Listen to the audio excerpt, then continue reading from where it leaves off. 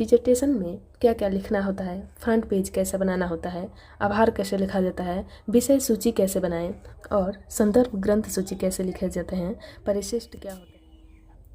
Hello दोस्तों, स्वागत है आप सभी का हमारे इस चैनल पर। आज के इस वीडियो में देखेंगे डिजर्टेशन कैसे बनाया जाता है। इसका पूरा प्रोसेस मैं इस वीडियो में बताने वाली हूँ, कैसे कैसे क्या क्या लिखना होता है।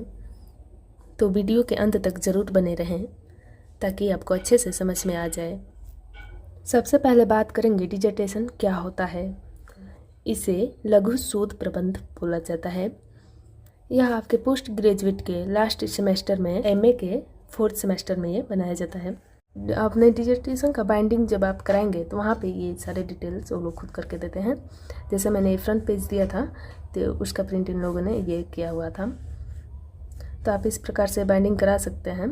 फर्स्ट पेज पे सबसे पहले आपके यूनिवर्सिटी का नाम, उसके बाद आपके कॉलेज का नाम जहाँ से आप एमए कर रहे हैं। ये मैंने यहाँ पे अपने यूनिवर्सिटी का लोगो लगाया है। उसके बाद आपका टॉपिक, जो आपका टॉपिक है डिजर्टेशन का जो टॉपिक है वो यहाँ पे मेंशन रहेगा। और यहाँ पे स्नातकोत्तर इतिहास सत्र 2020-22 उपाधि के आंशिक आवश्यकता पूर्ति हेतु प्रस्तुत लघु शोध प्रबंध। उसके बाद यहाँ पे आपको शोध निर्देशक का नाम देना है, अपने गाइड सर का नाम यहाँ पे देना है। जैसे कि मैंने यहाँ पे दे रखा है, मेरे जो गुरु हैं डॉक्टर रितेश्वर नाथ तिवारी, उसके इतिहास विभाग जयप्रकाश यूनिवर्सिटी छपरा। और इधर शोधार्थी का डिटेल्स, जैसे यहाँ पे मेरा नाम, मेरा रोल नंबर, रजिस्ट्रेशन नंबर और एमए का जो सेशन है मेरा, यानी एमए चतुर्थ सत्र 2020-22 ऐसे करके देना होता है। उसी प्रकार से आगे देखेंगे। यहाँ पे आप देख सकते हैं, यहाँ पे इसी प्रकार से आपके सर का यहाँ साइन रहेगा फर्स्ट पेज जो है डिजर्टेशन का। और यहाँ पे शोधार्थी का सिग्नेचर रहेगा। और ये प्रमाण पत्र पे यहाँ पे सर का, आपके जो गाइड होंगे गाइड सर का सिग्नेचर और मुहर रहेगा।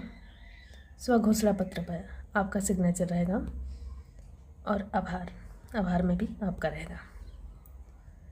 इसी प्रकार से देना होता है। अब बात करते हैं आगे। डिजर्टेशन जो होता है पोस्ट ग्रेजुएट के लास्ट सेमेस्टर यानी एमए 4th सेमेस्टर में बनाया जाता है। यह लघु शोध प्रबंध होता है और जो शोध होता है वो पीएचडी में करना होता है। और इसके पेज के बारे में बात करें तो लघु शोध प्रबंध का पेज मिनिमम 40, 50, 80 या 100 तक भी जा सकता है, वो काफ़ी होता है। कई बार ये फॉन्ट साइज पे भी डिपेंड करता है। इसका टॉपिक से रिलेटेड बात करें तो जिसके अंडर आप डिजर्टेशन करते हैं, यानी आपके जो गाइड अलॉट होते हैं, इनसे आप इस बारे में डिस्कस कर सकते हैं। या आपको जिस क्षेत्र में इंटरेस्ट हो, जिस एरिया में आपको लगे कि हाँ मैं इसमें बेहतर कर सकता हूँ, तो आप वो टॉपिक अपने गाइड से बता सकते हैं और उस पर आप काम कर सकते हैं। और ज़्यादा कुछ ना समझ में आए तो आप टॉपिक अपने गाइड सर से टॉपिक ले भी सकते हैं। अब मेन पॉइंट आता है कि डिजर्टेशन में क्या क्या लिखना होता है, फ्रंट पेज कैसे बनाना होता है, आभार कैसे लिखा जाता है, विषय सूची कैसे बनाएं और संदर्भ ग्रंथ सूची कैसे लिखे जाते हैं, परिशिष्ट क्या होते हैं, इन सब के बारे में अब आगे बात करते हैं। फ्रंट पेज के बाद आता है प्रमाण पत्र। यह आप खुद से लिख सकते हैं। मेरे गुरुजी बोले थे कि खुद से लिख लो, उसके बाद मैंने ये चेक भी करवाया था। आप इस प्रकार से बना सकते हैं। ये हर जगह अलग अलग कॉलेज या यूनिवर्सिटी का अपना अपना रूल होता है, उसके अकॉर्डिंग होता है। तो प्रमाण पत्र हो गया। इसके बाद आता है स्वघोषणा पत्र। स्वघोषणा पत्र जो जिसे प्रतिज्ञा पत्र या घोषणा पत्र भी लिखा जा सकता है, ये आप लिख सकते हैं। उसके बाद अपना नाम, रोल नंबर और आपका रजिस्ट्रेशन नंबर, आपका सेशन और आपका यूनिवर्सिटी या जो डिपार्टमेंट है या जो कॉलेज है जहाँ से आप पीजी कर रहे हैं उसका डिटेल्स देना होता है। स्वघोषणा पत्र के बाद आता है आभार। वो देख लेते हैं आभार। इसे आमुख भी बोला जाता है या आभार भी आप लिख सकते हैं, दोनों इसी का नाम है। इस लघु शोध प्रबंध को पूरा करने में आपका सहयोग किसने किसने दिया है उसका आप आभार व्यक्त कर सकते हैं। जैसे अपने गुरुजनों का, अपने माता पिता का, भाई बहनों का और अपने दोस्तों का, जो आपके इस लघु शोध कार्य में हेल्प किए हों, उनको आप आभार पुष्प दे सकते हैं। वीडियो ज़्यादा लंबी हो जाएगी, इस वजह से मैं पूरा ये पढ़ के नहीं सुना पाऊँगी। आप वीडियो को पॉज करके पढ़ सकते हैं। इसके बाद वही डिटेल्स यहाँ पे भी देना होता है। आपका नाम, रोल नंबर, आपका रजिस्ट्रेशन नंबर, आपका सेशन और आपका जो कॉलेज का नाम है वो, और किस यूनिवर्सिटी से आप कर रहे हैं वो। उसके बाद मैंने ये एक पेज बनाया था ऐसे ही डिजाइनिंग के लिए। उसके बाद मेरा अगला पेज था ये, मैंने ये भिखारी चौक पे स्थित भिखारी ठाकुर जी की प्रतिमा का फ़ोटो लिया है और मैंने लिखा है भोजपुरी के सम्राट भिखारी ठाकुर। ये मैंने थोड़ा सा डाल लिया है बस ऐसे ही। आप ऐसे चाहें तो डाल सकते हैं या कोई ज़रूरी नहीं है कि आप डालें। इसके बाद आएगा विषय सूची, विषय अनुक्रमणिका। मैं इसे थोड़ा जूम कर देती हूँ ताकि अच्छे से आपको दिखे।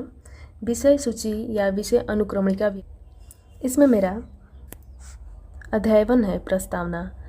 चूँकि यह लघु शोध प्रबंध है इसीलिए अध्याय 1 में प्रस्तावना देना जरूरी होता है और यहीं ये शोध होता है, तो यानी प्रस्तावना जो होगा वो अध्याय में नहीं होता है शोध में, और लघु शोध में प्रस्तावना अध्याय में होता है। और वही मेरा दूसरा अध्याय भोजपुरी लोक साहित्य का संक्षिप्त इतिहास। तीसरा मैंने बनाया है भिखारी ठाकुर का जीवन वृत्त। चौथा अध्याय भोजपुरी लोक साहित्य व भिखारी ठाकुर। और पांचवा मेरा जो अध्याय है वो है भिखारी ठाकुर के साहित्य का वर्तमान परिप्रेक्ष्य।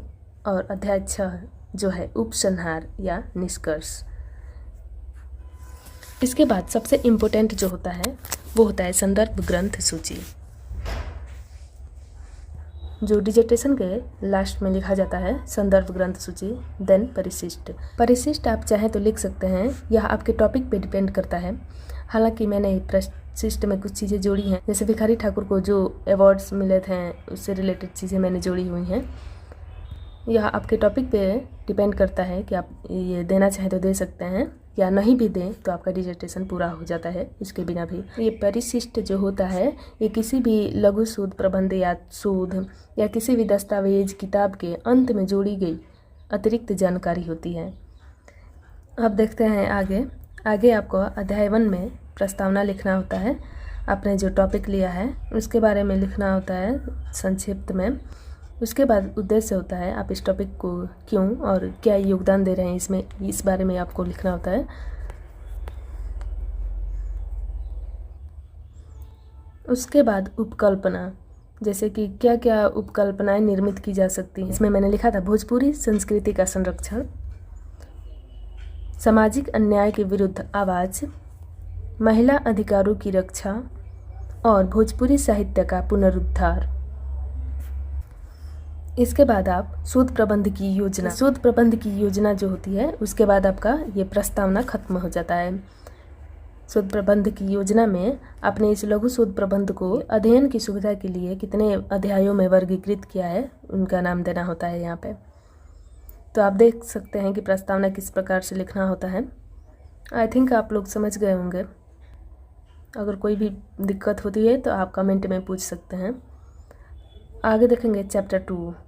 हाँ, एक बात और, प्रत्येक चैप्टर के लास्ट में आपको संदर्भ देना होता है। रेफरेंस आपको हर चैप्टर के, यानी अध्याय 1 है प्रस्तावना में तो रेफरेंस नहीं दिया जाता है। अध्याय 2 जो है मेरा भोजपुरी लोक साहित्य का संक्षिप्त इतिहास, इसमें रेफरेंस देना होगा। मैंने कहाँ से क्या चीज़ें ली हैं, मैंने कौन कौन सी बुक पढ़े हैं, इसके लिए ये सारी चीज़ें मुझे रेफरेंस में देनी होगी। और संदर्भ ग्रंथ सूची जो है वो लास्ट में दिया जाता है, वो बिब्लियोग्राफी होता है। बिब्लियोग्राफी किस प्रकार से लिखना है उसको मॉडर्न लैंग्वेज एसोसिएशन के यानी MLA विधि में लिखना होता है, वो मैं वीडियो के लास्ट में बताऊंगी। हालांकि आप देखेंगे अध्याय 2 भोजपुरी लोक साहित्य का संक्षिप्त इतिहास। संदर्भ किस प्रकार देना होता है आप ये अच्छे से समझ लें। यहाँ पे जैसे कि मैंने ये लिखा हुआ है, ये तैयब हुसैन पीड़ित, यहाँ पे आप देख पा रहे होंगे। यहाँ पे जो 1 नंबर है, इसके बाद यहाँ पे आप डुमरी कतेक दूर की भूमिका में आप देख सकते हैं यहाँ पे 2 नंबर डॉक्टर मैनेजर पांडे के द्वारा ये लिखा गया है। यहाँ पे 2 नंबर देख सकते हैं। 1 2 3 4 करके ऐसे पूरा अपना जो अध्याय 2 है कंप्लीट करना है। अध्याय 2 कंप्लीट होने के बाद लास्ट में जैसे कि मैं दिखा रही हूँ,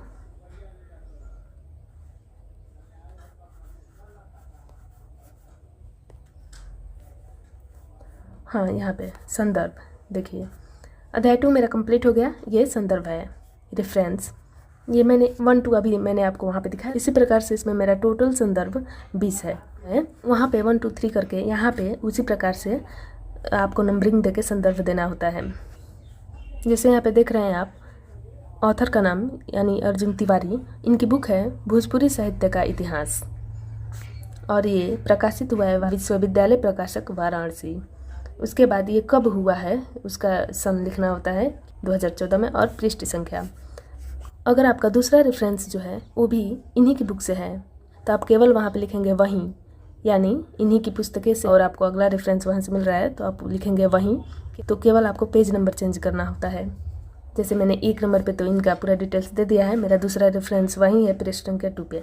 अगर मुझे तीसरा चौथा पाँचवा छोड़ दिया जाए, अगर छठे में मुझे फिर से इन्हीं का रेफरेंस देना हो, हम लिखेंगे अर्जुन तिवारी भोजपुरी साहित्य का इतिहास। और एक बात याद रखें, जो बुक का टॉपिक है वो इटैलिक में रहेगा। ये है बुक का टॉपिक भोजपुरी साहित्य का इतिहास, ये इटैलिक में रहेगा।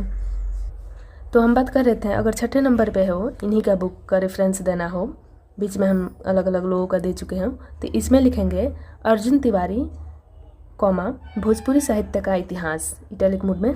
उसके बाद लिखेंगे पूर्व उद्धृत। ये सारी चीज़ें लिखने की ज़रूरत नहीं है, केवल लिखेंगे पूर्व उद्धृत और पृष्ठ संख्या लिखेंगे। आप लोग समझ पा रहे हैं, केवल अर्जुन तिवारी कॉमा भोजपुरी साहित्य का इतिहास कॉमा इटैलिक मोड में और पूर्व उद्धृत कॉमा और पृष्ठ संख्या। मैंने इसमें कॉमा नहीं बताया, हालांकि ऑथर के नाम के बाद कॉमा रहेगा, फिर टाइटल का नाम रहेगा, फिर कॉमा, उसके बाद कहाँ से प्रकाशित हुआ है, कब हुआ है, उसके बाद पृष्ठ संख्या। जिस प्रकार से मैंने लिखा है उसी प्रकार से आप दे सकते हैं। और इस टॉपिक से रिलेटेड अगर आपको ऑनलाइन भी कोई जानकारी मिलती है तो उसका रेफरेंस भी आप दे सकते हैं। जैसे मैंने 7 नंबर पे दिया है, उसका लिंक आप यहाँ पे कॉपी करके रख सकते हैं। आई थिंक आप लोग समझ गए होंगे। अगर समझ में ना आए कि संदर्भ कैसे दें, रेफरेंस कैसे दें, तो आप लोग मुझे कमेंट में। अब देखते हैं आगे। और एक बात, इसमें आप चैप्टर को जब भी आप अध्याय लिखेंगे तो उसको हेडिंग बना के लिखिए ताकि और अट्रैक्टिव हो, जैसे कि मैंने ये लिखा है। और आप इसको लिखते टाइम कुछ डायग्राम भी बना सकते हैं, पिक्चर भी इसमें ऐड कर सकते हैं। इस प्रकार से आप फ़ोटो लगा सकते हैं। आप चाहे तो पूरे पेज पे भी फ़ोटो लगा सकते हैं या छोटा सा भी लगा सकते हैं। हालांकि मैंने छोटा छोटा फ़ोटो ही ऐड किया हुआ है, मुझे ऐसे ही अच्छा लगता है। और हेडिंग जिस प्रकार से मैं दी हूँ उस प्रकार से आप दे सकते हैं। कुछ इंपॉर्टेंट्स पॉइंट, जैसे मेरा भोजपुरी क्षेत्र से रिलेटेड है तो कुछ चीज़ें मुझे इसमें ऐड करनी होती है, तो उसको हैंगिंग पैराग्राफ में लिखें तो बेहतर लगता है। रामचंद्र मांझी जिन्हें 2021 में पद्मश्री से नवाजा गया था, मैंने इस प्रकार से फ़ोटो लगा रखा है। ये आपके टॉपिक पे डिपेंड करता है कि आप कितना पिक्चर्स उसमें ऐड कर सकते हैं। ये संदर्भ फिर से मैंने आपको बताया था, हर अध्याय के एंड में आपको संदर्भ देना ही है। इस प्रकार से आप संदर्भ दे सकते हैं। आप देख पा रहे हैं सारे चैप्टर में आप हेडिंग बना के ही लिखें, काफ़ी अच्छा लगेगा इसे। इसी तरह से लिखना होता है। फिर इसमें संदर्भ रेफरेंस हर एक चैप्टर के लास्ट में। इसके बाद अध्याय 5 भिखारी ठाकुर के साहित्य का वर्तमान परिप्रेक्ष्य। वर्तमान में कितना महत्व रखता है इसके बारे में मैंने लिखा है, उनके रचनाओं की समकालीन महत्व, ये सारी चीज़ें जो आज भी कई जगह देखी जा सकती है, खासकर बिहार और उत्तर प्रदेश में। तो और ये जो हैं भिखारी ठाकुर से प्रेरित होकर बिहार के सिवान जिले के रहने वाले हैं राकेश कुमार, इनका नाम है राकेश कुमार, जो लौंडा नाच करते हैं। ये इंटरनेशनल लेवल पे लौंडा नाच को पहचान दिलाने का ही काम कर रहे हैं। इनके बारे में मुझे न्यूज पे पता चला था तो मैंने ये इनको ऐड किया है अपने डिजर्टेशन में। अब जितनी नई नई चीज़ें हों इसमें जोड़ सकते हैं डिजर्टेशन में अपने, ये आपके टॉपिक पे डिपेंड करता है कि आपने टॉपिक क्या लिया है। इसके बाद ये संदर्भ मैंने पहले भी बता दिया है कि हर चैप्टर के अंत में संदर्भ देना है। लास्ट में मैं बताने वाली हूँ बिब्लियोग्राफी के बारे में, संदर्भ ग्रंथ सूची किस पैटर्न पे लिखना है और किस प्रकार से लिखना है। और ये है मेरा अंतिम अध्याय उपसंहार यानी निष्कर्ष। इसमें संदर्भ नहीं होता है, निष्कर्ष में ये सारी चीज़ें आपकी होती हैं, क्योंकि ये सारी चीज़ें आप खुद लिखना पड़ता है आपको।